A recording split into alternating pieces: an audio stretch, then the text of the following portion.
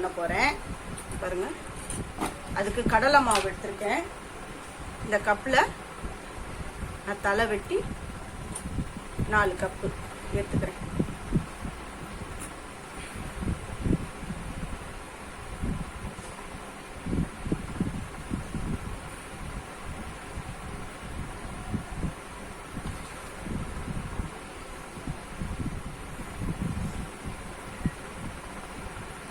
இதுல 4 கப்பு மாவு எடுத்துட்டேன், கடலை மாவு எடுத்துட்டேன்.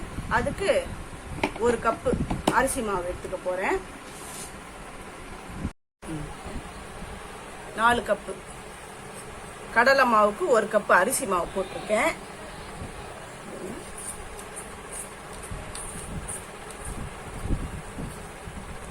இதுக்கு மிளகு முழுசா போடலாம், ஆனா தூக்கி போட்டுடுவாங்க மிளகை சாப்பிடும் போது. அதனால நான் கொஞ்சம் அப்படியே குறைன்னு அரைச்சி போட்டிருக்கேன். அப்புறம் பெருங்காயம் கரைச்ச தண்ணி விட்டுருக்கேன். உப்பு டேஸ்ட்டுக்கு அவங்கவுங்க டேஸ்ட்டுக்கு தகுந்த மாதிரி உப்பு போட்டுக்கோங்க.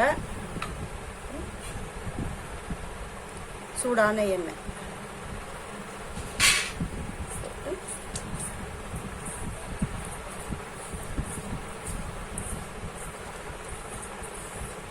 கலந்துக்கோங்க.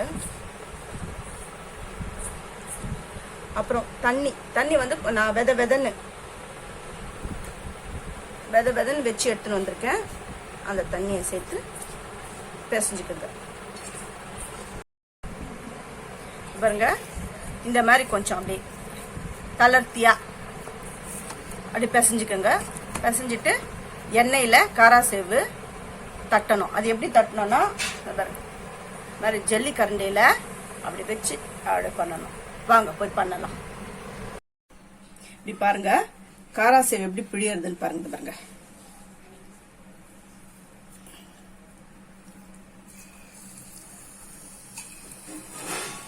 இப்படிதான் பிழியணும். இந்த பாருங்க, இப்படிதான் கடையில எல்லாம் பிழிவாங்க.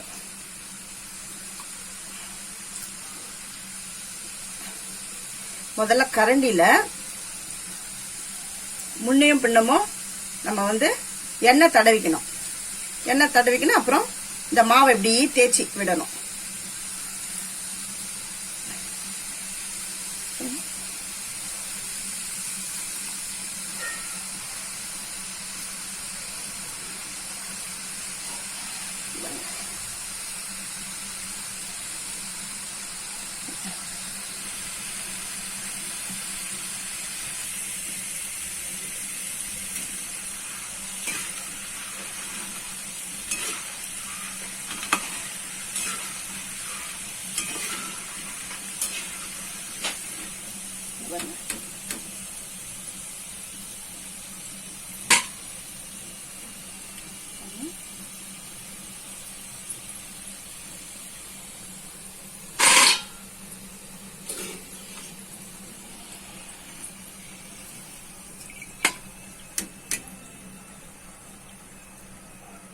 இதே மாதிரி மற்ற மாவெல்லாம் தேய்ச்சி நான் உங்களுக்கு காட்டுறேன்.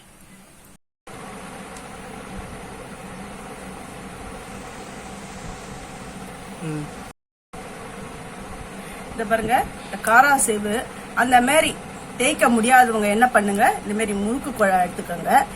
இதுல 3 கண்ணு இருக்குது. 1 கண்ணு இருக்கிறத வச்சு இப்படி பிழிஞ்சுக்கலாம். பிழிஞ்சு அப்புறம் அதை கட் பண்ணிக்கலாம். அந்த மாதிரி ஈஸியா பண்ணலாம். இந்த மாதிரி தேய்க்க தெரியாதவங்க. அப்புறம் இந்த ரெசிபி உங்களுக்கு பிடிச்சிருந்தா என் சேனலுக்கு சப்ஸ்கிரைப் பண்ணுங்க, லைக் பண்ணுங்க, ஷேர் பண்ணுங்க. தேங்க்யூ.